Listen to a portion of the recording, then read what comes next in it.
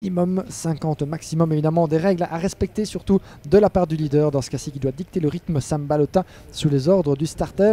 Dès que les feux rouges sont éteints, on est parti pour 8 tours. La deuxième manche qualificative du jour pour la catégorie junior, vous les voyez ici en direct sur votre écran, ou si vous êtes avec nous évidemment sur le karting des Fines, c'est encore mieux. C'est ici que ça se passe, évidemment sous ce très beau soleil avec un ciel relativement évidemment nuageux, mais ce qui nous promet encore une très belle météo. Ça semble bon et on est parti pour 8 tours de cette seconde manche qualificative avec un excellent départ de la part du poleman Sam Balota dans ce premier virage qui passe sans encombre. Excellent départ donc de la part du poleman Balota, alors que ça semble se chahuter derrière avec Alessandro Tudiska qui s'est fait prendre au départ, semble-t-il. Excellent envol de la part de Rimo Kapadic, le pilote estonien. Rimo Kapadic in second place already, Chris.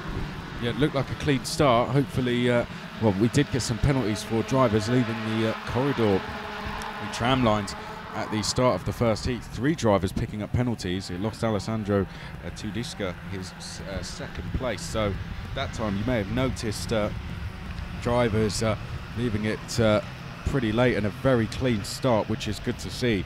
But we're all off away in racing. It's been a clean start to the race, and the 2 leaders very close as we head onto the start-finish straight for the first time. Sam Balota leading the way, but only just. And are we about to see a change of lead? We don't. It looks as if the driver in second place there, Rimo Kapadic, is going to try and work with Sam Balota. So Stelbart is in 3rd place. 4th place is Alessandro Tudiska. 5th place is Ken Oscar Algre. Then it's Jason Leon, Kean Shields, Noah Maton, Enzo Giuli and Patrick Akala.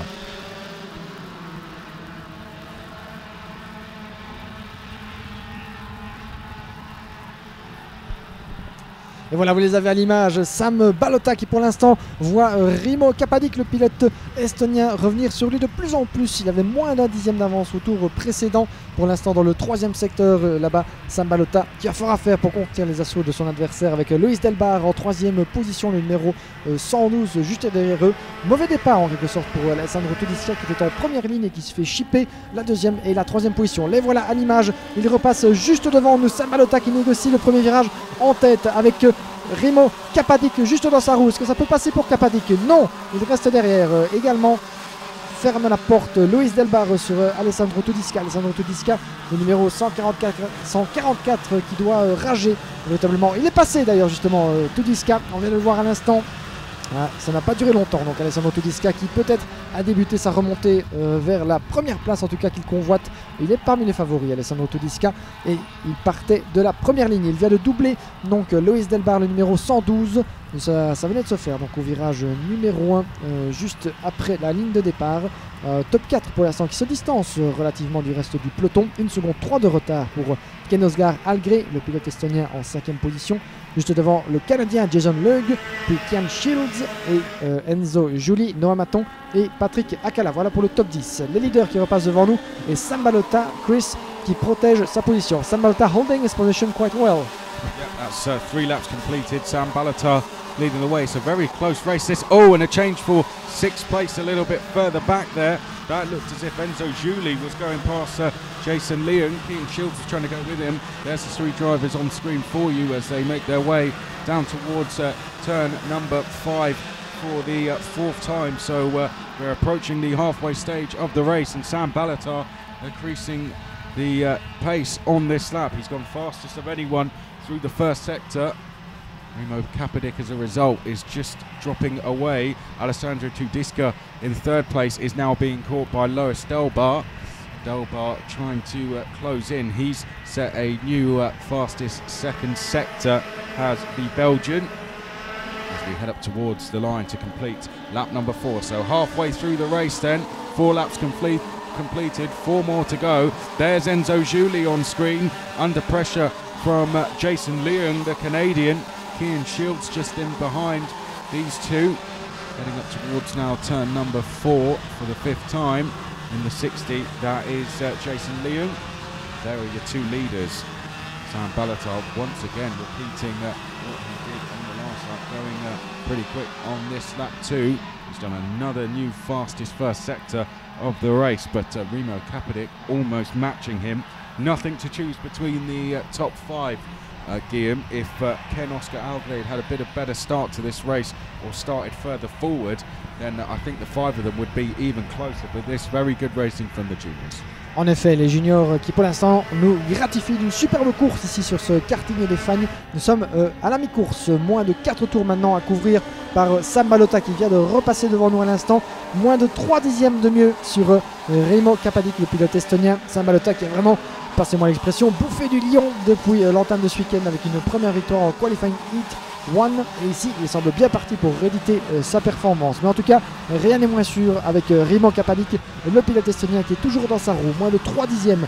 Et derrière, c'est également très compact avec Alessandro Todiska en 3e position. Loïs Delbar juste dans sa roue là-bas au niveau de l'épingle de l'ancien chemin de fer. 5e position pour Ken Oscar Algré qui accuse déjà 1 seconde 9 de retard sur le leader, même si pour l'instant, les écarts qui séparent le top 5 sont encore relativement réduits. On assiste effectivement à une compétition de très très beau niveau, comme durant l'ensemble du week-end, comme depuis le début du week-end et jusqu'au terme.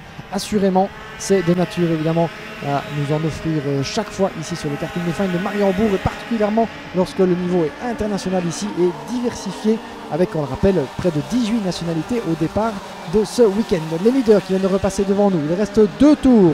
2 tours à tenir pour Sam Balota face à son adversaire estonien. Sam Balota qui a réalisé le meilleur tour en course, 56 secondes 6, avec encore un premier secteur plus rapide que son adversaire Kapadic. Est-ce que Remo Kapadic va pouvoir tenter le tout pour le tout derrière? En tout cas, Alessandro Todiska va devoir maintenant regarder dans ses rétros en quelque sorte pour Loïs Delbar, puisque la première place semble relativement compromise pour Todiska qui doit davantage protéger que chasser les 2 leaders. 6e position pour l'instant pour Enzo Juli devant Jason Lug, Sian Shields, Noah Maton et toujours Patrick Akala qui ferme le top 10 de cette manche senior.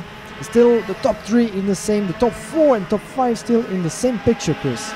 Yeah, it looks like we're splitting into 2 groups of 2 at the front though. You can see Balatar and Kapadic are the top 2. Second to Judiska and Del Bar as they make their way now through turns 2. There was definitely some changes behind. Jason Leung has gone past Enzo Juli. That fight for what is 6th place is just making its way down towards turn number 5.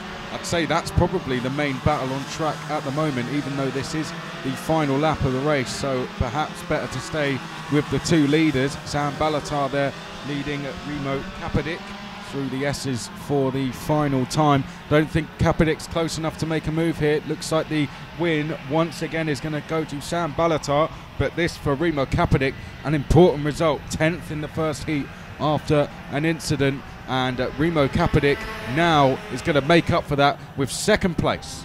Et voilà, il passe le drapeau à damier à l'instant même. Sam Balota, victorieux de sa 2e manche qualificative de la journée, de justesse, 3 dixièmes sur Remo Kapadic, vous l'avez dit Chris, qui se rattrape de sa contre-performance de ce matin. Il n'était que 10e à l'arrivée. Et voilà, un très beau podium pour le pilote estonien, tout de bleu vêtu, vous l'avez à l'image à l'instant avec Kapadic et Sam Balota qui sont livrés une très belle bataille tout au long de cette 2e manche qualificative, remportée par le pilote belge. Alessandro Todiska complète le podium en 3e position. Petit bémol pour Todiska qui partait en première ligne et qui a dû concéder du terrain sur Remo Kapadic. 4e place pour Loïs Delbar, juste devant l'autre estonien engagé, le 2e des 3 estoniens en fait sur la grille, puisque Patrick Akala termine en 10e position. 4e place donc pour Ken Oscar Algré devant Enzo Juli, Jason Lug, Sian Shields et Noah Maton. Un top 10 relativement inchangé, même si c'était très très serré au fur et à mesure qu'on se rapprochait du podium. 12e position pour Jevir Deadly, j'y arriverai, le pilote kényan. Juste devant François Delati Sitavan Meert, la lady du peloton qui termine à la 14e position. Devant Oskari Soka, Jasper Hassinen, Casper Norman Gadet et Summerweb qui ferme la marche, la lady du peloton en 18e position. Voilà, c'est tout dit donc pour cette manche qualificative de la catégorie junior. Et on va poursuivre sans plus attendre, mon cher Chris, avec la catégorie des mini d'ici quelques instants. En tout cas, c'est de bon augure pour la suite pour Sam Balota qui a montré depuis l'entame du week-end qu'il faudra compter avec lui. Mais l'opposition vient de l'Est avec Remo Kapadic, le pilote estonien qui est monté sur la 2e marche du podium au terme de cette manche qualificative. Ken Oscar Algré est 5e et il n'était pas loin. Ken Oscar Algré aurait pu sans doute revendiquer plus haut dans le classement. En tout cas, il faudra compter avec les pilotes estoniens face aux pilotes belges dans cette catégorie des juniors. Place désormais aux mini qui prennent la piste devant nous. Vous les avez à l'image de la catégorie des mini. Yeah, the result from Heat 1 then. Kimi Abraham took the win from Amari Meertens. As you can see the grid on screen now. Angelo Melli was third place. Jordi Dries was in fourth place, and it was Maxime Furon-Castellane in fifth place after gaining 6 places. Likewise did Lorenz Couture. Then we had Gabriel Bektaz, Simon Lacroix, Ruben Volt, Patrice Kovalevski, Thomas Hassanin, Nicolas Scardi, Mattis Fagbemi, Sasha Van Badposh. Unfortunately, the non-finisher Rene Lammers came off on the second lap of the race. That was how they finished. The grid is Kimi Abraham on pole position, Patrice Kovalevski to the outside, Kovalevski down in 10th. After an incident between himself and Abraham going into turn 2 during the race, with Abraham making the move for the lead. There were no penalties though, so the officials felt the move was okay. And using cameras around the circuit, so believe me, people won't be getting away with anything this weekend, thanks to the Telemundi media team. Gabriel Bektas and Amari Meertens are row 2, Angelo Melli and Ruben Volt are row 3, Jordi Dries and René Lammers row 4, Sasha Van Badposch and Simon Lacroix row 5, Maxime Furon-Castellane and Laurent Sutura are row 6, and then it's Thomas Hassanin and Nicolas Ascari at the back, Mattis Fagbemi. Talk you through the start, Guillaume Alvarez. Thank you very much, Chris. Well said indeed. In a few minutes, we're ready for the start of this second qualifying heat of the mini catégorie. D'ici quelques instants, la catégorie mini donc qui nous retient en haleine ici sur ce karting des Fagnes avec en pole position, on le disait, Kimi Abraham face à Patrice Kowalewski. Ces deux-là nous doivent une revanche, hein, Kimi Abraham et Patrice Kowalewski qui s'élanceront donc pour cette deuxième manche qualificative. On se souvient de ce qu'il est advenu de la première manche après donc un accrochage entre Kimi Abraham et Kowalewski. Kimi Abraham qui s'était imposé au terme de la première qualifying heat. Il aura sans doute à cœur de rééditer sa performance, mais Patrice Kowalewski ne l'entend pas de cette oreille et sera sans doute à compter sur le podium. Kowalewski qui sera à ses côtés, vous l'avez à l'image, le numéro 811 sur la droite de l'image, avec Kimi Abraham à ses côtés en première ligne. Et puis nous avons Amaury Mertens, Gabriel Bektas et tous les autres. Ça semble correct. Attention, les minis sont toujours très très chauds au niveau du départ. Est-ce que ça semble bon de la part de la direction de course? Oui, on est parti pour 6 tours avec le premier virage négocié de 2 mètres. Attention, sortie de piste et accrochage, semble-t-il, en queue de peloton, sans gravité là-bas. On va revenir là-dessus d'ici un instant avec Kimi Abraham qui a bien négocié l'enchaînement des 2 premiers virages en tête devant Patrice Kowalewski. 3e position pour Gabriel Bektas, semble-t-il. C'est très très serré là-bas entre Gabriel Bektas et Angelo Melli avec un premier tour pour l'instant sans encombre. Juste effectivement une sortie de piste là-bas au niveau du virage numéro 3. 2 pilotes qui ont été impliqués dans quelques grabuges de départ. Vous le voyez à l'image pour l'instant. Départ assez chahuté. On va voir voilà, le numéro qui s'affiche à l'instant. Il s'agit de Simon Lacroix. Simon Lacroix, des pilotes belges, animateurs des IAME Series Benelux notamment. Pas de chance pour Simon Lacroix.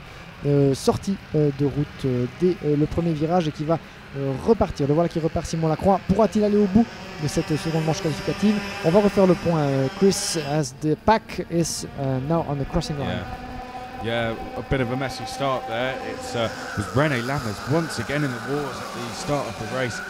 Came off at the first corner, and then we had Sasha Van Badposch and Simon Lacroix come together down at turn number 4. But look at this little battle going on here. It's changed hands twice in the space of 3 corners. This battle for 4th place as it makes its way now down towards turn number 5. Involved in it are the likes of Angelo Melli, Gabriel Bektas, Maxime Furon-Castellane, Jordi Dries also in there as well.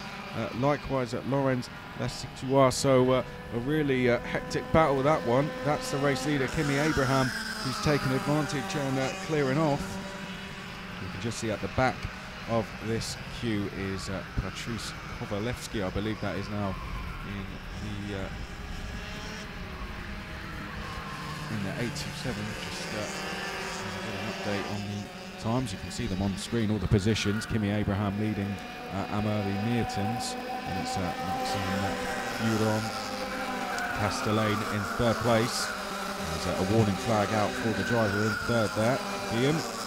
But not very close between the two leaders. Down the order though, Ruben Volt set a new fastest lap and is challenging Gabriel Bektas. This, the closest battle you can see on track, is the battle which looks like it could be for second place very shortly, with Amaury Meertens being caught.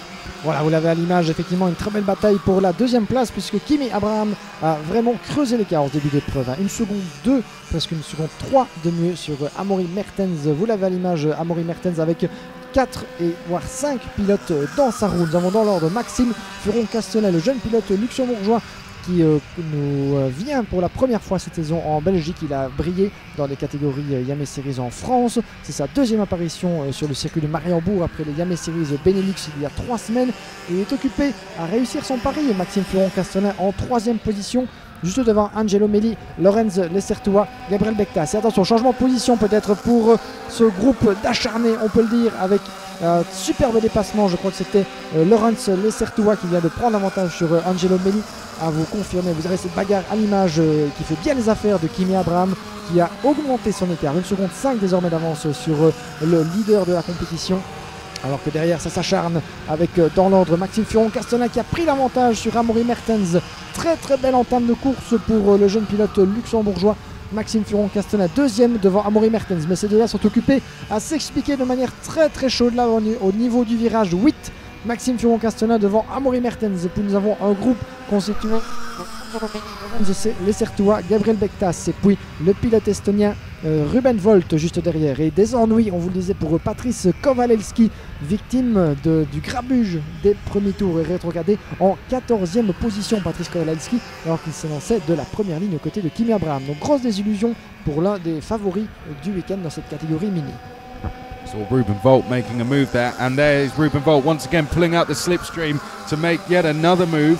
This time it's on the 805, which is Angelo Melli. So the Estonian now starting to make some ground here is Ruben Volt, finished 9th place in the opening heat, so has clearly done some work off track between that first heat and this one. There was a change just up ahead as well. Amaury Meertens has now lost 3rd place to the fellow Belgian Lorenz Lecertois, who has just done a purple first sector. Through the S's now we go. The win should go to Kimi Abraham. This is the penultimate lap of the race, so a lap and a couple of corners remaining, but the battle for second still wide open. Maxime Furon-Castellane. Well, let's come back to that because there has been a change. That is a change for 3rd place. I think that was Amaury Meertens getting 3rd place back, Guillaume, as we now start the last lap. Et voilà, dernier tour de cette course mini, cette deuxième manche qualificative qui tient toutes ses promesses avec effectivement Amaury Meertens et Maxime Furon-Castellane toujours en grosse explication pour l'instant. Furon-Castellane qui tient toujours la 2e position devant Amaury Meertens avec un écart déjà de creuser, 4 dixièmes de mieux pour Maxime Furon-Castellane, le numéro 836. Et pour l'instant, ça se bat très très sec entre Amaury Meertens et Lorenz Lecertois.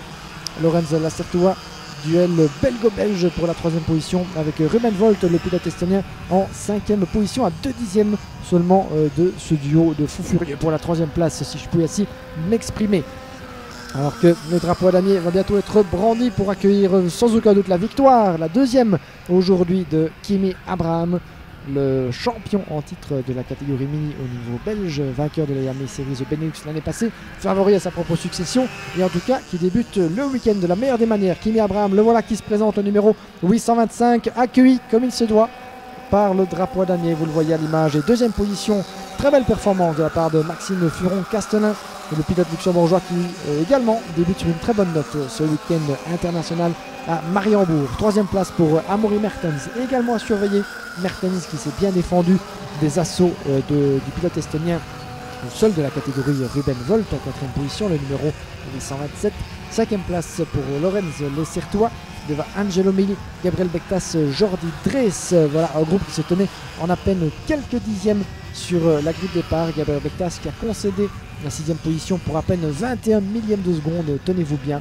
Et puis un écart, et nous avons en 8e position Jordi Drees devant René Lamers. Et puis dans le reste du classement, Mathis Fagbemi, Thomas Hassinen, Nicolas Oscari, Sacha Vandenpadosh, le malheureux Patrice Kowalewski, malheureusement pour lui victime des ennuis du grabuge des premiers tours et qui a rétrogradé d'entrée de jeu de la 2e à la 14e position. Une revanche à prendre pour Patrice Kowalewski qui avait terminé sur une note sensiblement plus positive en 10e position la première manche qualificative. Il semblait parti pour pourquoi pas monter sur le podium Kowalewski avant de malheureusement rétrograder en queue de classement. Donc une revanche à prendre pour Kowalewski qui aura fort à faire en partant de derrière le peloton.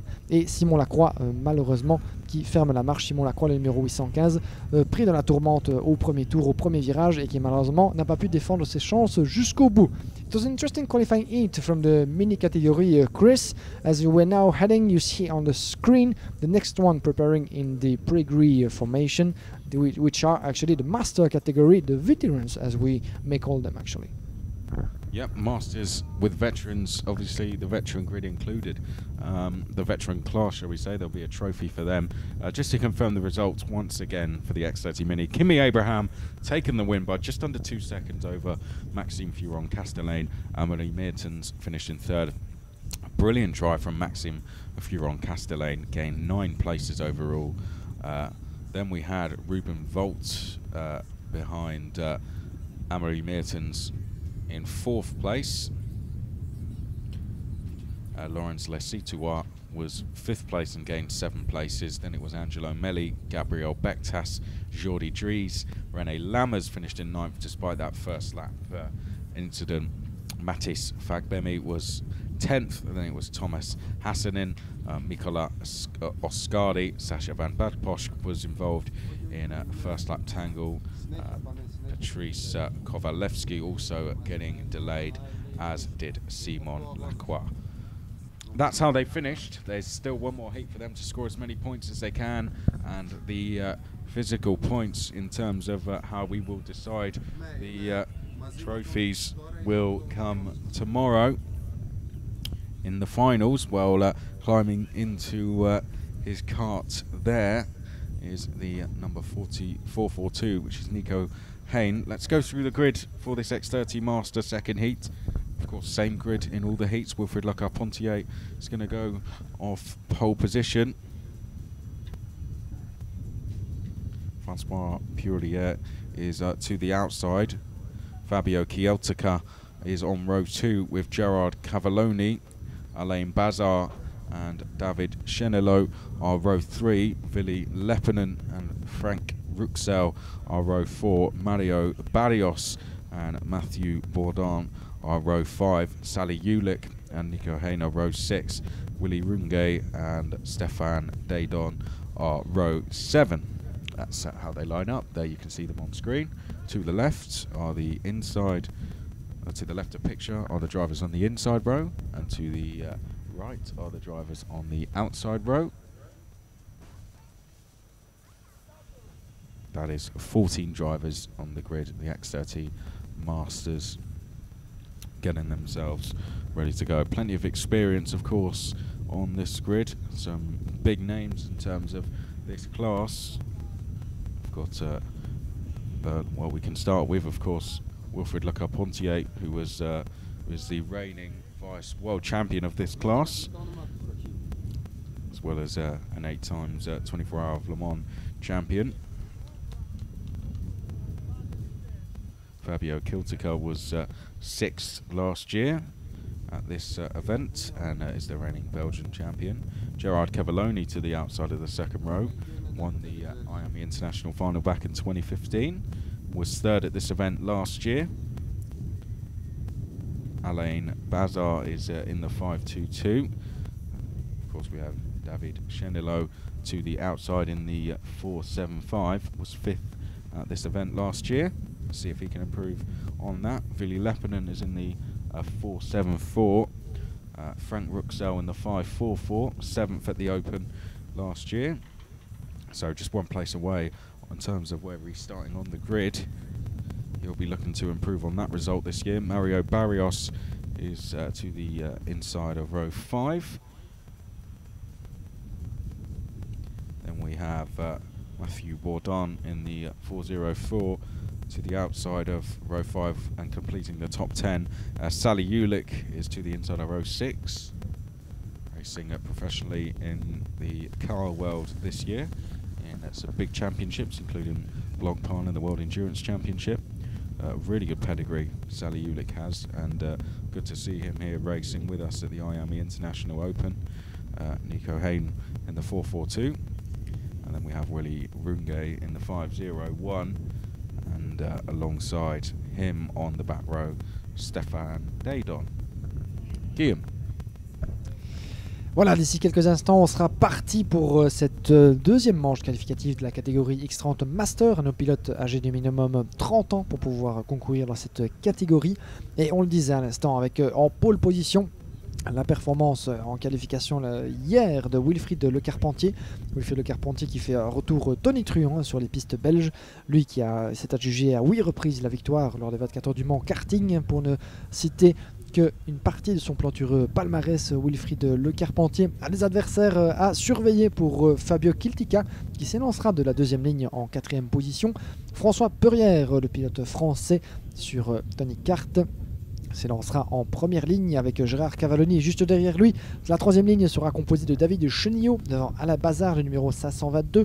Franck Rouxel en 4e ligne avec Ville Lepanen, le pilote finlandais, à ses côtés. Puis viennent dans l'ordre Mathieu Bourdon, Mario Barrios, Nico Henné, Sally Yoluk, on le disait, le pilote britannique d'origine turque qui en quelque sorte vient ici pour du roulage, lui qui sera présent le restant de la saison dans le cadre du championnat du monde d'endurance de la Blancpain Sprint Cup.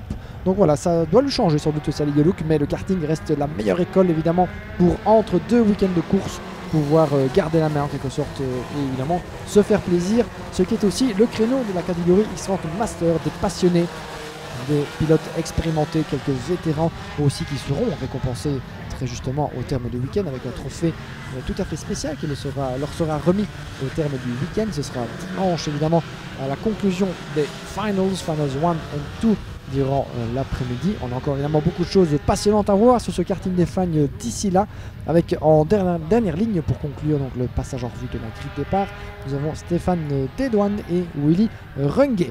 On sera parti d'ici quelques instants, mon cher Chris, pour cette seconde manche qualificative de la catégorie X30 Master avec 14 pilotes au départ. Donc une catégorie davantage qualitative que quantitative, pourrions-nous dire évidemment, même si c'est l'expérience qui parle, mais aussi le talent et la passion dans cette catégorie des X30 Master. D'ici quelques instants avec Wilfried Le Carpentier en pole position qui mène la marche, comme vous le voyez sur votre écran, pour le deuxième tour, le tour de mise en grille, le tour de préformation. Thank you, Guillaume. We're just getting ready now for this second heat in the X30 Master class. The grid for you one more time. Wilfried Le Carpentier and Francois Perrière are on row 1. Fabio Kiltica and Gerard Cavalloni row 2. Alain Bazar and David Chenillot row 3. Billy Leppinen and Frank Ruxel are row 4. Mario Barrios from Peru is on row 5 with Matthew Bourdon. On row 6, Sally Ulick, Nico Hain. And then we have Willy Runge and Stéphane Daydon. Well, drivers now will not get into formation just yet. Offline is not a place you want to be, of course, so they will probably wait until they come out of turn 16. At the moment they're at turn 13, and this isn't going to be a single file start. They are just, of course, waiting until we get to the start-finish straight before they get into formation. You've got to make sure you don't break formation before the green lights, otherwise you will receive a 3-second penalty for exiting the corridors, as it's officially known here, or leaving the tram lines, as some may say. But let's get ready for a race. Wilfried Le Carpentier to the inside, Francois Perrière to the outside. Here's Guillaume with the start. D'ici quelques instants, c'est ici que les cœurs battent le plus rapidement, avec sous les ordres du starter, vous l'avez à l'image, la grille de départ, chacun dans son couloir. Les feux s'éteignent, on est parti pour 11 tours dans cette manche X30 Master. Un excellent départ côte à côte de Wilfried Le Carpentier et François Perrière, je pense, avec déjà des ennuis pour Nico Henné, semble-t-il en queue de peloton. ça semble passer sans encombre dans le deuxième et troisième virage avec déjà un excellent départ, un excellent envol. Il repasse devant nous pour Wilfried Le Carpentier. Ça se bat derrière entre François Perrière et Fabio Kiltica. Effectivement, c'est bien le numéro 442 Nico Henné, malheureusement, qui a été pris dans les bouchons du premier virage, si je puis dire ainsi, et qui se retrouve en queue de peloton malheureusement pour lui, alors qu'il s'est lancé de l'avant-dernière position de la 12e place et qui a perdu 2 rangs au final. On revient donc en tête de cette épreuve avec Wilfried Le Carpentier qui, comme précédemment lors de la première manche qualificative, a réussi un parfait envol et qui s'apprête à boucler le premier tour en tête de cette catégorie Master Qualifying Heat number 2. Vous les avez à l'image et ça se bat déjà très fort, ça se positionne de manière à appréhender la ligne de départ de la meilleure manière possible dans le premier virage avec dans l'ordre Fabio Kiltica devant François Perrière, et François Perrière qui attaque Fabio Kiltica à l'approche du virage numéro 2. C'est très serré d'entrée de jeu avec une beautiful battle right now for the second position between Kiltica and François Perrière, Chris. Yeah, Francois Perrière is just about to go to the inside, going in towards turn 5. Well spotted there, Guillaume, and he's gone through. So Francois Perrière has gone into second place then, past Fabio Kiltica, and now has Wilfried Le Carpentier in his sights. Don't count out Gerard Cavalloni sitting third in this queue and fourth in the race. Then it's David Chenelou, who's currently quickest on track in the 4.75. Alain Bazar is in 6th place. As we picked out Nico Henné had a dreadful start to the race, and we've also lost Willy Runge, who's just coming across the or coming up towards the start finish line and is going to go no further. So we are down to 13 drivers. We start lap number 3 of heat number 2 here for the X30 Masters, up towards turn number 2 now for the third time, and the top 4 just breaking themselves apart ever so slightly. Guillaume, Wilfried Le Carpentier trying to break away. Effectivement, Wilfried Le Carpentier qui est occupé à creuser l'écart avec près de 7 dixièmes de mieux sur François Perrière. François Perrière qui est occupé également à creuser l'écart sur Fabio Kiltica avec un top 3 légèrement écartés les uns des autres pour l'instant, avec des écarts de l'ordre de 6 dixièmes entre Wilfried Le Carpentier et François Perrière. Déjà un écart plus conséquent également qui s'agrandit entre Perrière et Fabio Kiltica. Fabio Kiltica en 3e position avec derrière lui à la poursuite de Gérard Cavalloni en 4e position devant David Chenillot. 2 pilotes français donc en 4e et 5e position. Alain Bazar, le vétéran du peloton, est en 6e position, le numéro 522. Et voilà le peloton, vous l'avez à l'image, qui repasse juste devant nous. Ça regarde dans ses rétros à l'approche du virage numéro 1. Une belle bagarre là-bas au niveau du virage numéro 1, je pense, entre Mario Barrios et Ville-Le-Panon. Les voilà à l'image, effectivement. Et superbe passe d'armes. Effectivement, il est passé devant le numéro 544. Il s'agit de Franck Rouxel. Franck Rouxel qui vient de chipper la 8e position à Mario Barrios. Effectivement, Mario Barrios à la poursuite de Ville-Le-Panon en 7e position. Très belle passe d'armes donc au virage numéro 1. Ce premier enchaînement qui est toujours évidemment un des endroits préférés des pilotes pour porter leur attaque. Voilà, de retour en tête avec les leaders, Wilfried Le Carpentier qui voit revenir sur lui François Perrière. Ils étaient à 3 dixièmes les uns des autres, et François Perrière qui est dans la roue du leader Wilfried Le Carpentier. Ils vont déboucher du secteur numéro 3. Vous les avez en direct, roue contre roue, avec Fabio Kiltica qui semble avoir concédé un écart plus conséquent qu'au tour précédent. Et attention, changement de leader imminent peut-être, alors qu'il repasse devant nous. Est-ce que ça passe? Oui, François Perrière qui vient de prendre la tête, mais Wilfried Le Carpentier qui contre-attaque. Ça se croise et ça repasse au virage numéro 2. What a battle for the lead right now. Yeah, Wilfried Le Carpentier left the door open for Francois Perrière, who walked through it, and then, well, Wilfried Le Carpentier time to switch back to perfection. So 2 lead changes in as many corners. Brilliant battling going on this between the 2 masters, but don't count out Fabio Kiltica. Then there's another 3-way battle going on between David Chenillot and who else do we have in that? Gerard Cavalloni and Alain Bazar as well, running in that order at the moment. And then Ville Leppänen is in 7th place. Looks like a carbon copy of lap number 4 as we head up towards turn number 16. But this time, well, just like he did on the lap previously, Perrière wasn't able to quite make the move. Is Wilfried Le Carpentier going to make it as easy for him to make a move into turn 1 this time? Yes, he is, and he goes through. Francois Perrière takes the lead, and this time leaves no space for Wilfried Le Carpentier to come back through.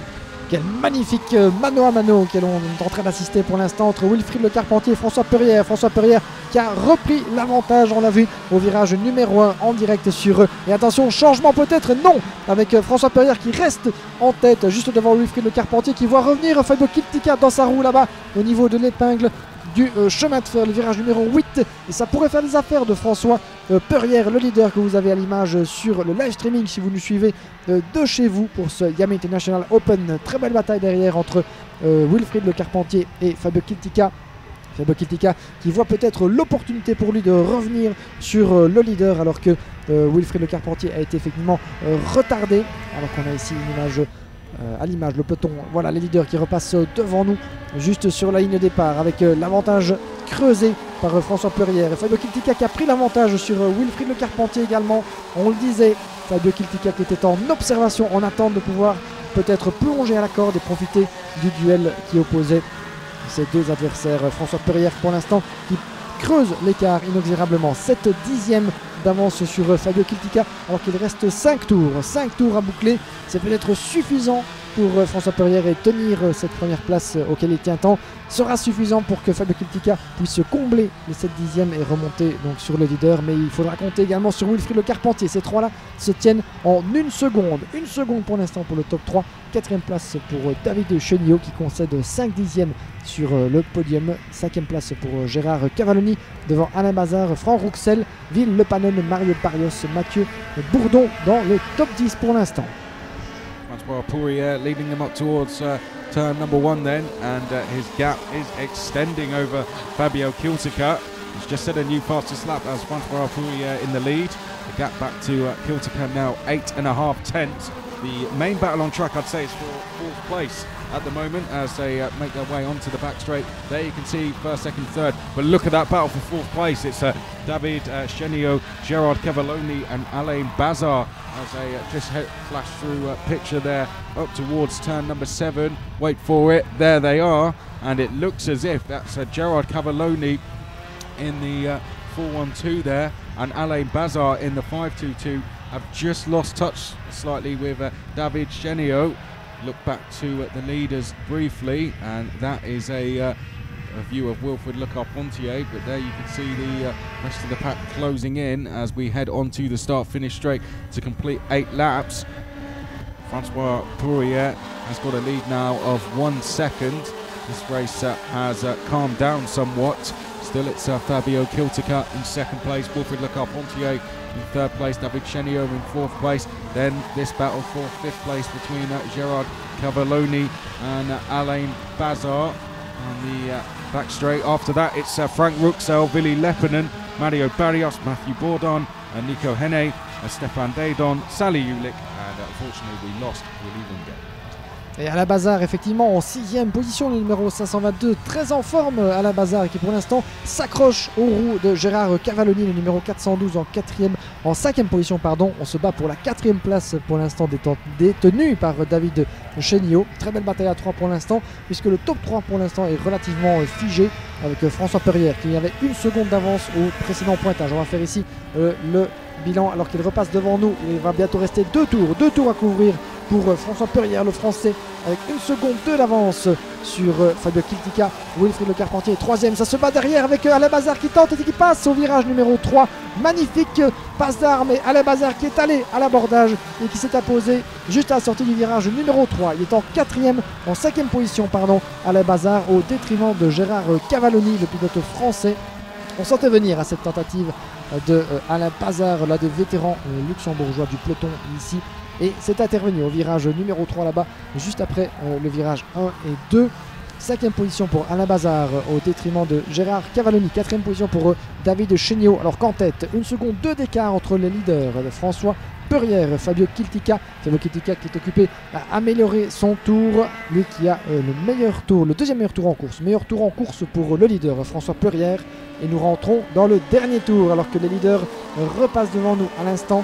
On fait le point sur l'écart. 1 seconde 3 d'avance. François Perrière sur Fabio Kiltica. Wilfried Le Carpentier en 3e position à 1 seconde, 4 de retard sur la 2e place. La messe semble dite en tout cas pour ce top 3 et pour Wilfried Le Carpentier de peut-être aller chercher la victoire dans cette seconde manche qualificative. Mais par contre, il faut être attentif à David Chenillot. David Chenillot n'est pas très loin de la 3e position. Il reste évidemment moins d'un tour, un dernier secteur pour David Chenillot et aller chercher peut-être cette 4e place, mais ce sera très serré alors qu'il ne reste que quelques instants pour François Plurière et aller chercher la victoire. Through the final section of the circuit, here comes Francois Pourier leading the way very comfortably. Took him a couple of attempts to get there, but once the Frenchman got into the lead, he never looked back. Francois Pourier then down towards the start-finish straight is going to take the win in heat number 2 for the X30 Masters. Second place to Fabio Kiltica. Third place goes to Wilfried Le Carpentier. David Chenillot takes 4th place. Alain Bazar 5th place. Frank Ruxel takes 6th place. And then it is Mario Barrios in 7th place. Vili Lepinen finishes in 8th place. 9th place was Matthew Bourdon. Nico Henne was 10th place. Stefan Dedom was 11th. Sally Ulick 12th. Now what happened to Gerard Cavalloni 2 laps from the end? He went missing, did the Frenchman, and dropped 9 places as a result. Willy Ringay unfortunately also came off the track as well earlier in the race with what seemed to be mechanical issues. But there's confirmation of the result. Francois Pourier takes the win from Fabio Kiltica and Wilfried Le Carpentier. The big name missing from the front though, Gerard Cavalloni, as you can see there, down 2 laps in 13th place. Et voilà, une très belle deuxième passe qualificative pour cette catégorie Master, remportée donc pour la 2e fois il me semble par François Perrière qui débute son week-end de la meilleure manière possible devant Fabio Kiltica, le champion de la catégorie Master en titre évidemment et candidat à accrocher peut-être ce rendez-vous international à sa ceinture. En tout cas pour l'instant il aura fort à faire face à la confrontation venue d'Outre-Quiévrain avec François Perrière, Wilfried Le Carpentier, également Monsieur Le Mans Karting en 3e position. David Chenillot terminé à la 4e place devant Alain Bazar avec une surprise désagréable malheureusement pour Gérard Cavalloni qui était bien parti pour accrocher la 6e position dans les roues d'Alain Bazar avant de rétrograder en 13e place semble-t-il. Un souci sans doute technique ou une sortie de piste, on a malheureusement manqué ce petit fait de course dans le dernier tour, dans les 2 derniers tours du moins. Pas de chance en tout cas pour Gérard Cavalloni et Willy Ringay, le numéro 501 qu'on a dû rapatrier de la ligne droite de départ où il s'était immobilisé en début d'épreuve, en tout début d'épreuve d'ailleurs dès le 2e tour. Pas de chance en tout cas pour le pilote français. Dans le reste du classement, nous avons Frank Ruxel en 6e position devant Mario Barrios, Ville Lepanen, le pilote finlandais, Mathieu Bourdon en 9e place, juste devant Nico Henne, Stéphane Dedon et Sally Yoluk pour être complet. D'ici quelques instants, mon cher Chris, nous allons déjà aborder la dernière des manches qualificatives numéro 2 avec les cartes à boîte de vitesse, la catégorie des X30 Super Shifter avec les moteurs à 175 cm3. Et voilà encore une catégorie qui, comme toutes les autres, va valoir le détour, puisque les cartes à boîte de vitesse ici, ça va très vite, de l'ordre de 135 à 140 km/h en pointe, en bout de ligne droite ici, avec des boîtes de vitesse évidemment à levier. Donc des superbes technologies que les pilotes apprennent à maîtriser évidemment. Il faut beaucoup de roulage pour pouvoir être à l'aise au volant de ces magnifiques machines et de pouvoir maîtriser évidemment le pilotage parfois à une main de ces cartes super shifter. En tout cas, ça vaudra pas mal le détour d'ici quelques instants.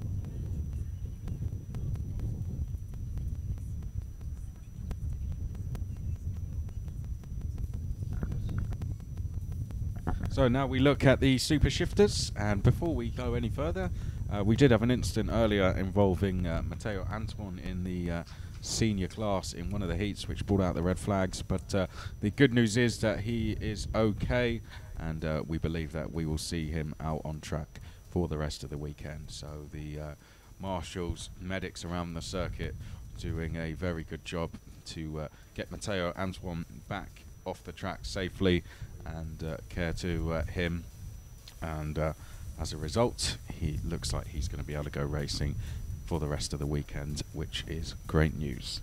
Well, super shifters getting themselves fired up now, ready to go. Christoph Halber's in the kart there, looking very, very relaxed, but the driver that's going to start alongside him on the front row to the right of screen, yet to jump in his kart. That's Stendorian Pirimagi. Rohan Grinwis and Frederick Obderbeek are going to be on row 2. Thierry Delray and Eric Helmans are row 3. Thomas van Steenberg and Ronan Welbroek are row 4. Casper Korjus and Sam Klaas are row 5. And then it's Corentin Gregor and Cedric Collars. And on row 7, Jeffrey Van Digel and Laurent Malice. That's the grid for you, and drivers getting ready to go for what's going to be an 11-lap heat. This will conclude the second round of heats, but we're not going to be having a break like we did after the first round of heats. We will then be straight into the third set of heats, starting with X30 Senior heat number 3 for groups A and C. So stay with us even once you see this race conclude, as we will go straight into the next lot of races. Super shifters, always an exciting one to watch, particularly off the line, and they did provide some very close racing. It was hard to separate the super shifters in terms of lap times. That kept them very, very close throughout the race, and the weather still playing ball with us at the moment. Still a lovely day here at Marienborg in Belgium. As you can see there, that's the drivers in the dummy grid, which leads them pretty much directly onto the start-finish straight. In racing mode, the drivers will come round turn 18 flat out to go onto the start-finish straight, but on the dummy grid they look directly down at the start-finish line. But going back to the weather, Guillaume, very, very nice day. We were not expecting this at all. We were actually expecting the rain to come down just like it did in qualifying yesterday afternoon. But so far, this perfect racing conditions. Vous l'avez dit, Chris, perfect racing conditions. En effet, le soleil est haut dans le ciel ici, avec un ciel encore clairsemé de nuages, mais rien d'annonciateur de la pluie comme on l'attendait. En effet, les conditions météo attendues étaient relativement négatives pour tout ce week-end de Pâques. D'ailleurs, ici à Marienborg, en tout cas, il n'en est rien jusqu'ici, croisons les doigts, même si on a eu la mauvaise surprise d'avoir de la pluie pour clôturer la séance qualificative de fin de journée, vendredi hier, fin d'après-midi. Eh bien, pour l'instant, il n'en est rien. On croise les doigts évidemment que la piste et les conditions restent aussi secs que possible. Et retour en piste avec de l'action, pas mal, qui va nous accueillir ici avec cette deuxième manche qualificative de la catégorie X30 Super Shifter. Les cartes à boîte de vitesse avec un nouveau récap très rapide de la grille de départ pour cette deuxième manche qualificative. Nous avons en pole position Christophe Heubers avec à ses côtés Stendorian Pirimagi. En deuxième ligne, Frédéric Obderbeek qui s'est bien distingué lors de la première manche et qui est allé chercher le podium. De bon augure en tout cas pour la suite de son week-end. Obderbeek, Rohan Grinwis l'accompagnera sur la deuxième ligne, puis dans le reste du classement nous avons en troisième position Eric Ellemans, Thierry Delray en troisième ligne. Donc Thierry Delray, l'un des favoris à la victoire, qui a connu une manche qualificative plus difficile, dirons-nous, et qu'il espérera sans doute se rattraper pour cette seconde joute. Puis dans le reste de la grille, quatrième ligne, Ronan Walbroek, Thomas van Steenberg, Sam Klaas, Gaspar Korjus, l'un des Estoniens engagés dans cette classe Super Shifter, Cédric Collars, Corentin Grégoire qui partira en fond gris malheureusement pour lui, le champion Shifter 2017, puis Laurent Malice et enfin Jeffrey Van Digelen. Voilà donc pour ces 14 pilotes de cette catégorie Super Shifter qui d'ici quelques instants va s'envoler pour sa seconde manche qualificative sur les ordres du starter. Mon cher Chris, départ arrêté évidemment comme chacune des manches, with a pretty exciting start that we're gonna see right now, Chris. A standing start, of course, instead of a normal one, I would say, like the others.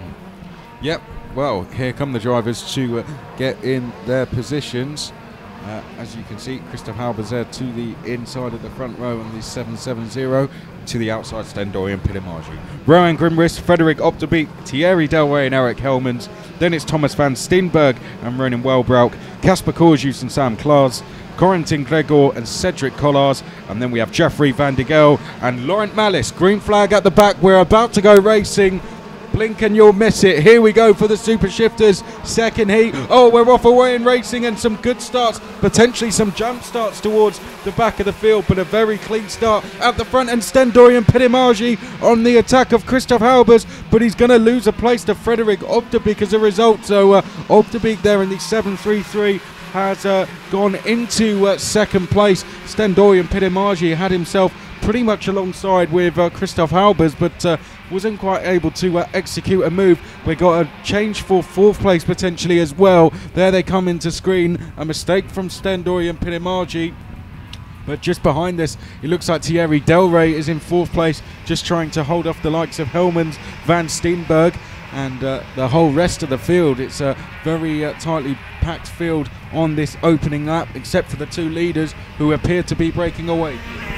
Des départs toujours très excitants dans cette catégorie des cartes à boîte de vitesse, alors que les leaders bouclent leur premier tour sous le commandement de Christoph Heubers. Christoph Heubers sous la pression de Frederick Opterbeek. Opterbeek qui a véritablement réalisé un premier tour parfait. Il est remonté comme jamais, le pilote anversois, en deuxième position. C'est la place à laquelle il a terminé lors de la première qualifying heat, on s'en souvient tout à l'heure.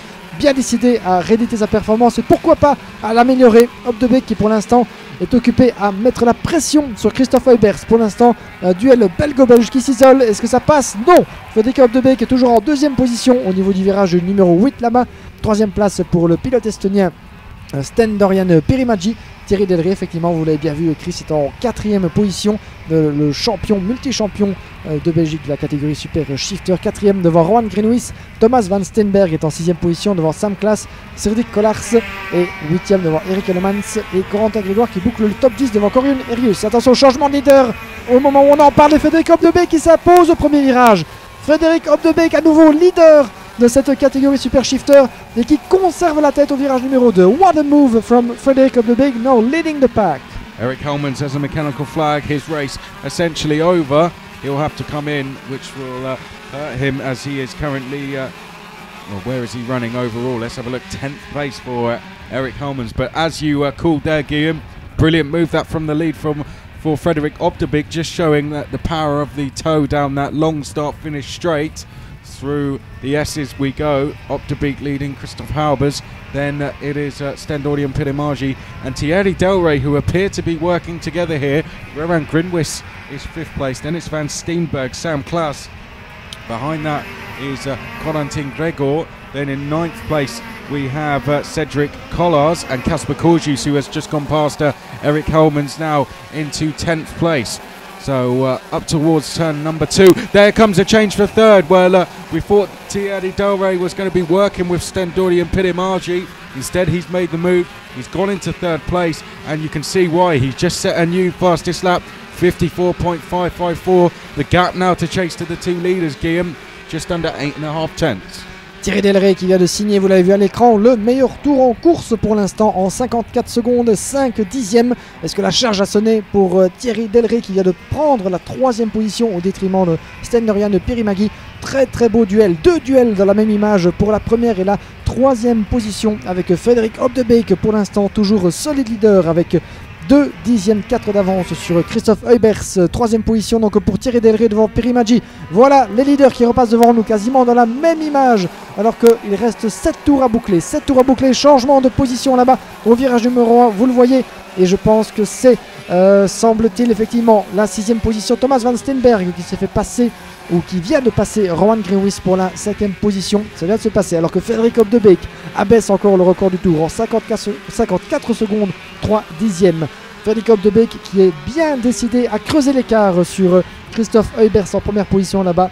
3 dixièmes au précédent pointage entre les deux leaders avec 9 dixièmes de retard pour Thierry Delray. Vous avez vu l'écart pour l'instant qui s'est creusé entre pour l'instant Christophe Heubers en deuxième position et Thierry Delray est de l'ordre de 9 dixièmes. Thierry Delray qui a pour l'instant la pression de Stendorian de Pirimadji. Voilà deux très beaux duels qui nous tiennent à la laine pour l'instant et que vous pouvez voir effectivement en direct sur le streaming. Two beautiful fights on the lead, Chris, and a lot of encouragement from the paddock as well. Yeah, mechanics there from the mechanics stand just urging the drivers on as ever down towards turn number 2.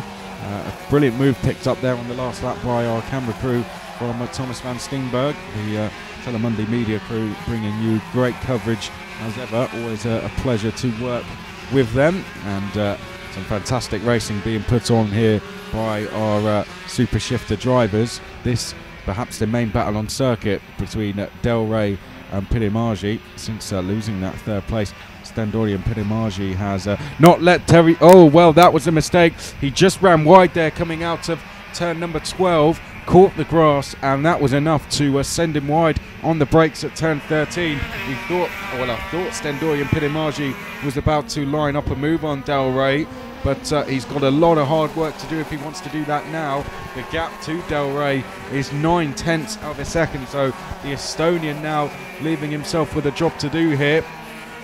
Up front, let's just have a look at some lap times. Well, didn't quite catch the last laps, but you can see the gaps on screen as Frédéric Obdebeek, thanks Guillaume, has just done a new fastest lap there. So a 54.240, 54.286 it was for Christophe Heubers, and Thierry Delray a 54.4. So clearly, Guillaume, the two leaders, the quickest on track.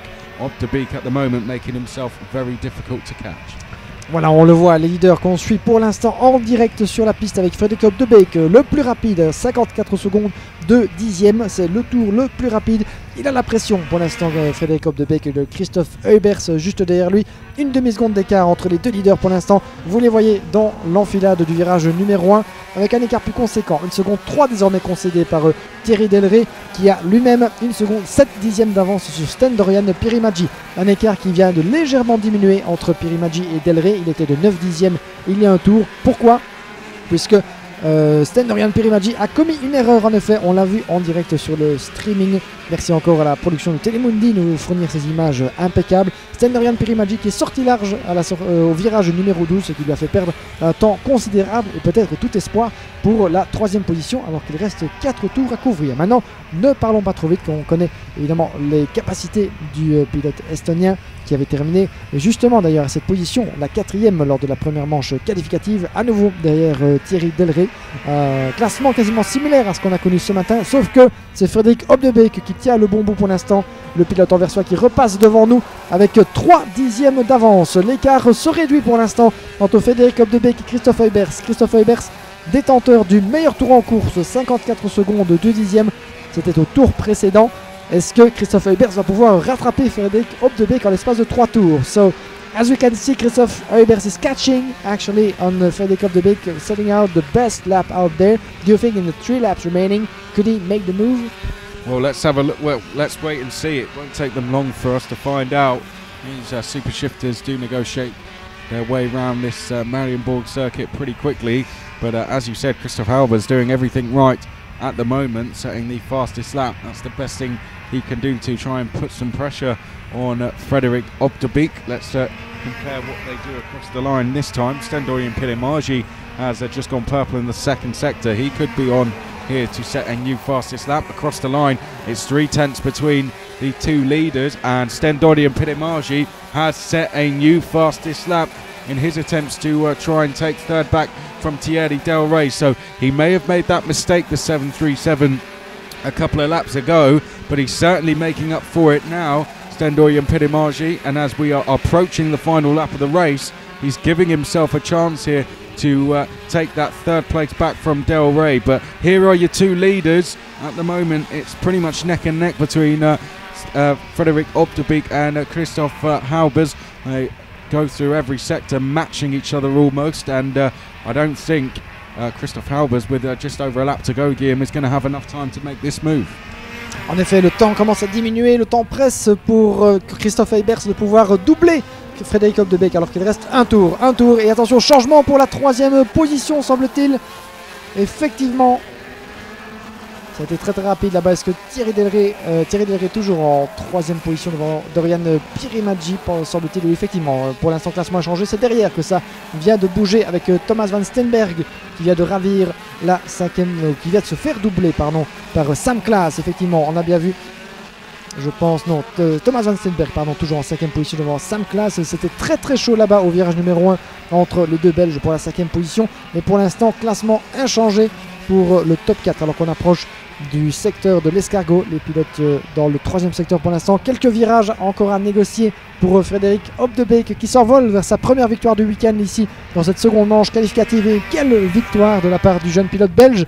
2e de la première manche et victorieux de cette 2e joute de la catégorie Super Shifter. Voilà, victoire de Frédéric Hopdebeek, 5 dixièmes d'avance sur Christophe Eybers. 3e position pour Thierry Delray qui monte à nouveau sur la 3e marche du podium en manche qualificative. À nouveau devant Stendorian Pirimaggi qui a levé le pied en fin d'épreuve. Stendorian 1 seconde 2 de retard, le pilote estonien sur Thierry Delray. 5e position pour Thomas Van Steenberg, juste devant Sam Klaas. Corentin Grégoire a terminé à une méritoire 7e position. C'est 4 positions de mieux pour le champion shifter 2017. Kaspar Korjus, l'autre pilote estonien de la bande, en 8e position. 9e place pour Rowan Greenwis devant Jeffrey Van Diggelen. 11e position pour Cédric Collars devant Laurent Malice. Et malheureusement, 2 pilotes manquent à l'appel. Eric Elemans, le numéro 716, ainsi que Ronan Walbrook, qui n'auront pas vu malheureusement pour eux le drapeau à damier. Voilà donc qui conclut cette 2e phase, c'est cette 2e série de manches qualificatives, mesdames et messieurs.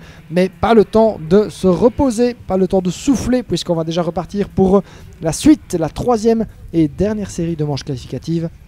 Avec d'ici quelques instants, moins d'une dizaine de minutes, le retour de la catégorie X30 Senior avec la confrontation entre les groupes A et C. On prend les mêmes et on recommence plus ou moins, puisque suivront ensuite les groupes B et D de la même catégorie Senior. Et puis, dans le même ordre, la catégorie Junior, la catégorie Mini, les Masters et enfin les Super Shifters sous le coup de 16h40, 16h45, si on se donne quelques minutes de battement. Et ce sera tout pour cette journée consacrée aux manches qualificatives, mais encore pas mal de très belles choses à voir, parce que c'est ici que tout se joue sans doute pour les pilotes. C'est ici qu'il va falloir engranger un maximum de positions pour se garantir du meilleur emplacement de départ sur la grille pour les finals de demain. Donc voilà des dernières manches qualificatives durant lesquelles il va falloir tout donner pour peut-être émerger et se positionner de la meilleure manière possible pour la journée de dimanche. So that's the second heat for Super Shifters done then. Confirmation of the result. Frédéric Hopdebeek taking the win from Christophe Harbers. Thierry Delray third. Stendorian Pirimaggi fourth. Thomas Van Steenberg was in 5th place, and it was Sam Klaas, Corentin Gregor, Kaspar Korjus, Rowan Greenwis, Jeffrey Van Diggel. Then it was Cedric Collars, Laurent Malice. Unfortunately, Eric Hellman's receiving the mechanical fag, and no finish for Ronan Welbrook. Well, that now moves us on to the 3rd round of heats. All drivers have completed 2 heats each. This now the 3rd set of heats and the final chance for drivers to score points before we go into the finals tomorrow. Now, in terms of the senior class, this very important. If you've been with our coverage all day, you may have heard us talk about this already on a couple of occasions. But tomorrow, the seniors will have 2 races each, as will all the other classes. The difference between the seniors is, because there's so many of them, there's over 60 of them in total, they will have 2 races for the A final and 2 races for the B final. So at the end of today, they'll be split into 2 groups, A final and B final. And each group will have 2 races each, but of course it's the drivers in the A final that are the ones who can take the overall podium. So that is where you really need to be, and well, considering the 2 finals, it's the combined points that give us the overall result. Being at the back of the grid for the first final doesn't really give yourself a very decent chance at taking an overall podium. So this very, very crucial for a lot of drivers. In terms of the two drivers on the front row, well, they've both had very, very good days so far. In fact, you could say that about the drivers on the front two rows. Joel de Puch is going to be on pole position. He's to the left of picture there, just standing by his cart. Looks very chilled out, and so he should be after the day he's had so far. Rens van Pelt is to the outside of the front row. Niels Koelen and Frank Chapard are your second row. Aurélien Dasselier and Etienne Shelley are row 3. Then we have Artu Salmela and Christopher Shaney, row 4. Tuur Stelmans had a bad result in his second heat, so needs a good one in this final heat. Sebastien Degrand was going to be on the outside of row 5. Behind Danier and Francois Xavier Venet are on row 6. Then it is Jules Metatal and Pierre-Andrew Verdu. William Godfroy and Morgan Porter, row 8. Morgan Porter, another driver who's had a bad result today. That was in the opening heat. Danny Kell did not have the best result in his second heat. So again, another driver who needs to move forward from row 9. Fraser Fennick is to the outside of row 9. Then it's Clement Riquet and Thomas Imborg on row 10. Vincent Marceau has made good progress today, particularly in the second heat. Isaac Valtonen is going to be to the outside of row 11. Noah Rouvers was on a good charge. He and Vincent Marceau actually worked together very well in their last heat to make their way through the order. Rafael Villa-Gomez did not have a good second heat, so needs a good result in this one. Jeremy Patan and Josh Thompson-White are row 13. Enzo Ruxel and Emil Karalainen are row 14. Brian Thomason and Jan Bouvier, row 15. Miro Mela and Xavier Diaz, row 16. Then it's Clement Pierrat and Antoine Potty, row 17. That's how they are going to line up then. Now, if you're wondering why there's some big names like Danny Cowell down the field, the qualifying yesterday, there was only dry for one group, and then the other two groups it was wet, so the 101% rule had to come into effect to put the groups together. But those drivers who went out immediately, and when the rain started to fall in groups 2 and 3, some of them struggled, some of them perhaps got a really good setup and were okay, but it has really mixed things up, Guillaume. That's why we've seen the grid we have, but what that has done is provided us with some fantastic racing. Now we're in the final heat though. This is where I think it's really going to start to heat up. Exactement, hein, donc la troisième manche qualificative, donc certainement la plus décisive hein, de la série pour chacune des catégories. Et comme vous l'avez précisé Chris, alors que les pilotes, vous le voyez à l'image de cette catégorie senior, prennent la piste, ils ont reçu évidemment le feu vert de la direction de course pour gagner ce magnifique tracé du karting d'Espagne, 1 km 300 à parcourir à 11 reprises ici pour cette qualifying heat number 3 avec des groupes, deux groupes ici, le A contre le C.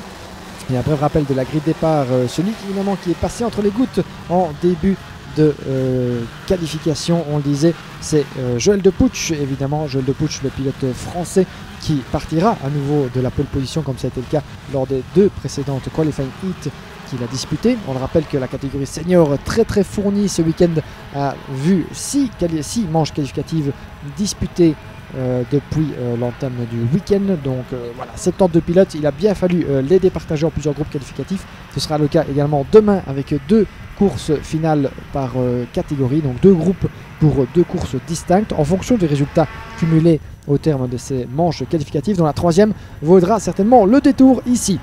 Joël de Puch donc qui sera en première ligne avec Rens van Pelt à ses côtés, le pilote belge. Deuxième ligne, Niels Koelen, Frank Chapard, le champion de Belgique en titre de la catégorie X30 senior. Troisième ligne avec Aurélien Dasselier, Etienne Shelley, puis un autre français, Christopher Shaney, qu'il va falloir tenir à l'œil évidemment en quatrième ligne. Il y aura Artu Salmela à ses côtés, puis Sébastien Degrand, Tuur Stelmans, François-Xavier Venet, Behan Danier.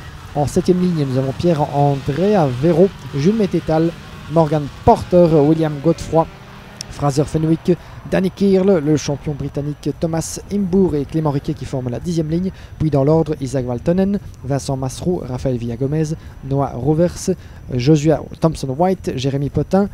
Et puis dans le reste du classement, Émile Karjalayan, Enzo Ruxel, Yann Bouvier, Brian Thomasin, Xavier Diaz, Miro Mela, Antoine Poty, malchanceux en qualification et qui doit s'élancer de la 17e et dernière ligne de départ avec Clément Pierrat à ses côtés. 34 pilotes, le maximum possible sur cette grille de départ, et on le disait, pas mal de noms assez ronflants de la catégorie qu'on retrouve justement très loin sur la grille de départ. C'est dû aux conditions de piste exécrables que l'on a eu vendredi fin d'après-midi lors des qualifications et qui ont causé pas mal de soucis à pas mal de favoris. On va voir ce qui va ressortir ici pour les 11 tours qui approchent, mon cher Chris. Je vous laisse le soin du départ. The start is right now, Chris, and we are on the way. Push to the inside and to the left of screen. Rens van Pelt to the outside. This the last heat for all these drivers on circuit, and we are off away and racing for 11 laps in towards turn number 1. Niels Kuhlen goes straight into second place. Rens van Pelt trying to fight back. Oh, and a bit of contact between the two, and Rens van Pelt's going to go back into second place. So Kuhlen down to third place then, and all of this allowing Joel de Puig to escape as they make their way down towards turn 5. It looks like Aurélien Dassler is in fourth place in that trio that have managed to escape the battle for fifth place. Just trying to pick out who it is leading the battle for fifth place as Joel de Puig heads through the S's for the first time and now makes his way through turns 13 and 14. Very close battle for fifth, as you can see. They are absolutely queuing up. We've just got to try and figure out the driver who it is sitting in that fifth place position. But down the start finish straight we go. Rens van Pelt into second place. Joel de Puig leading the way. Et tous les pilotes à la queue leu pour la fin de ce premier tour, toujours sur le commandement de Joel de Puig, et ça se bat très très fort d'ailleurs pour la 5e position, je pense, entre Christopher Chany et Franck Chappard dans l'enchaînement du deuxième virage. Aucun souci pour Joel de Puig, le leader, le numéro 250, qui a l'avantage sur Rens van Pelt et Niels Kuhlen effectivement en 4e position. Nous avons Franck Chappard qui a pris l'avantage sur Christopher Chany. Un très très beau duel franco-français là-bas pour la 5e position avec Aurélien Dassler, le numéro 228, entre les deux pour l'instant en 4e position. 7e place pour Étienne Chaly devant Artus Almela, Tur Stalmans et Pierre-André Véro pour le top 10, mais qui est amené évidemment à encore bouger très très fort alors que ça se bat à la sortie du virage numéro 8 en queue de peloton. Donc on est là-bas, on revient ici en direct avec les leaders à la sortie du 16e virage, du 3e secteur, toujours sur le commandement de Joel de Puig, le numéro 250 qui se représente devant nous. Va-t-on assister à un changement de leader au premier virage avec Joel de Puig sous la menace de Van Pelt, et ça passe pour Rens van Pelt, nouveau leader, le jeune pilote belge qui vient de prendre l'avantage de manière autoritaire sur son adversaire français. Change of leader right now in the first corner with Rens van Pelt now leading, Chris. Yep, that was what you picked up on screen. We had a change being made there with Frank Chappard going up to fourth place. That's what you were watching going in towards turn 1. Frank Chappard passing Aurélien Dassler, but well spotted by Guillaume because off camera Rens van Pelt had taken the lead away from Joel de Puig as they make their way through the S's then for the third time. Now Rens van Pelt now in the lead. What can he do? Can he try and get away from Joel de Puig?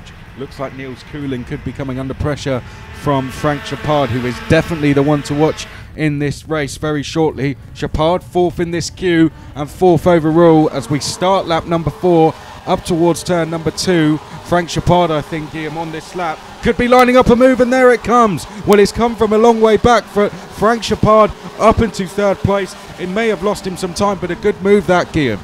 Effectivement, une très bonne entrée en matière de la part de Franck Chappard qui vient de signer le meilleur tour en course, 56 secondes 5 pour Franck Chappard qui vient justement de s'imposer pour la 3e position semble-t-il, ou du moins en grosse bagarre avec Aurélien Dassler là-bas.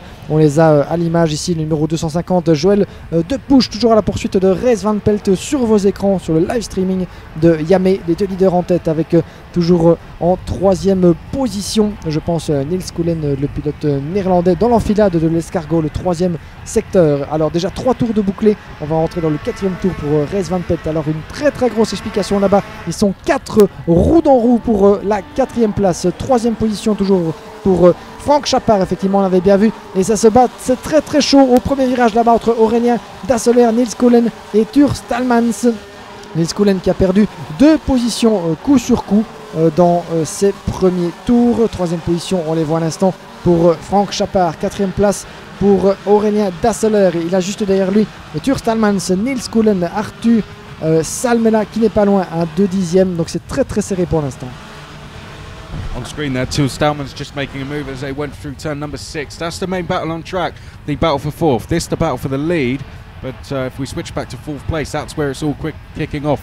Aurélien Dasseler, well, it's now for 5th place, isn't it? Because Aurélien Dasseler has got through, helped by that move by Tür Stalmans out the last corner.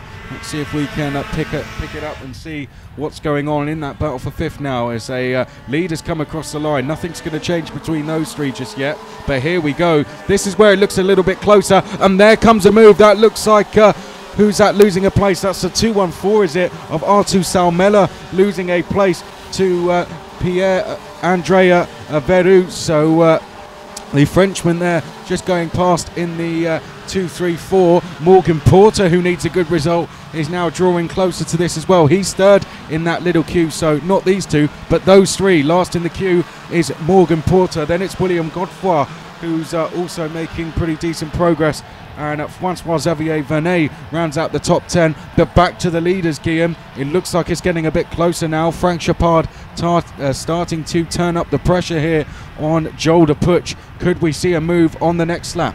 Effectivement, avec Frank Chappard qui revient très fort en 3e position. Il a gagné une position depuis le départ. Est-ce qu'on va avoir à droit un dépassement ici dans le virage numéro 1? Vous le voyez à l'instant sur votre écran. Et Frank Chappard qui tente et qui passe. 2e position pour le numéro 202.